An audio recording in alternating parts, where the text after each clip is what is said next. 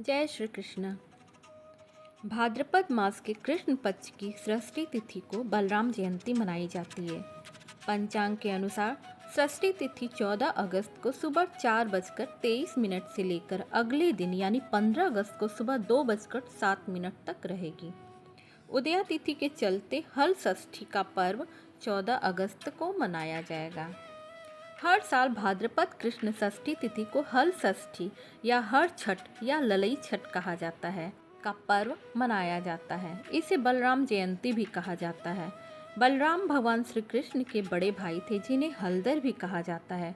चूँकि उनका मुख्य शस्त्र हल था इसलिए उन्हें ये नाम मिला। इस दिन माताएं अपनी संतान की लंबी उम्र के लिए बलराम की पूजा करती हैं और उनकी सुख समृद्धि व उन्नति की कामना करती हैं। इस व्रत का एक खास नियम ये है कि इस दिन व्रतधारी जुताई से पैदा हुई चीज़ों का सेवन नहीं करता है। बलराम जयंती के दिन सवेरे सवेरे स्नान आदि के बाद व्रत पूजा का संकल्प लीजिए और संतान के सुख और लंबे आयु की कामना कीजिए।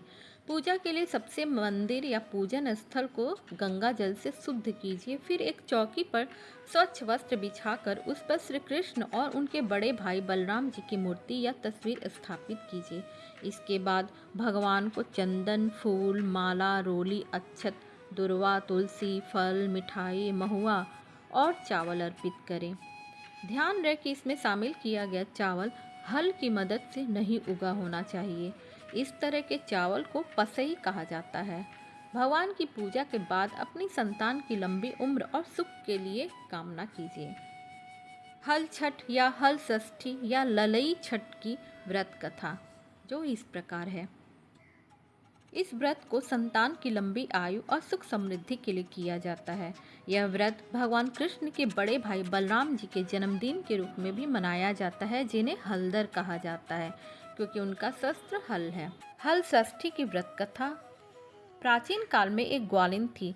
उसका प्रसव काल अत्यंत निकट था। एक ओर वह प्रसव से व्याकुल थी तो दूसरी ओर उसका मन दूध दही बेचने में लगा हुआ था। उसने सोचा कि यदि प्रसव हो गया तो गौरस यूं ही पड़ा रह जाएगा।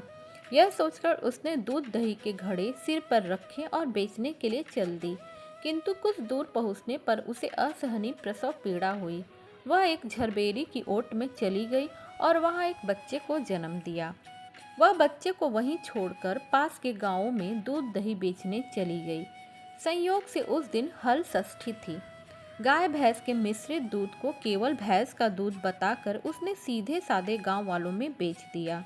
उधर जिस झरबेरी के नीचे उसने बच्चे को छोड़ा था उसके समीप ही खेत में एक किसान हल जोत रहा था। अचानक उसके बैल भड़क और हल का फल शरीर में घुसने से वह बालक मर गया। इस घटना से किसान बहुत दुखी हुआ, फिर भी उसने हिम्मत और धैर्य से काम लिया। उसने झरबेरी के कांटों से ही बच्चे के चीरे हुए पेट में टाके लगाए और उसे वहीं छोड़कर चला गया। कुछ देर बाद ग्वालिन दूध बेचकर वहां आ पहुंची। बच्चे की ऐसी दशा देखकर उसे समझते देर नहीं लगी कि यह सब उसके पाप की सजा है। वह सोचने लगी कि यदि मैंने झूठ बोलकर गाय का दूध न बेचा होता और गांव की स्त्रियों का धर्म भ्रष्ट न किया होता तो मेरे बच्चे की यह दशा न होती। अतः मुझे लौटकर सब बातें गांव वालों को बताकर प्रायश्चित करना चाहिए। ऐसा निश्चय कर वह उस गांव में पहुंची जहां उसने दूध दही बेचा था। वह गली गली घूमकर अपनी करतूत और उसके फल स्वरूप मिले दंड का बखान करने लगी। तब स्त्रियों ने स्वधर्म रक्षार्थ और उस पर रहम खाकर उसे क्षमा कर दिया और ढेर सारा आशीर्वाद दिया। बहुत सी स्त्रियों द्वारा आशीर्वाद लेकर जब वह पुनः झरबेरी के नीचे पहुंची तो यह देखकर आश्चर्यचकित रह गई कि वह उसका पुत्र जीवित अवस्था में पड़ा है। तभी उसने स्वार्थ के लिए झूठ बोलने को ब्रह्म हत्या के समान समझा और कभी झूठ न बोलने का प्रण लिया। जय हल छठ मैया।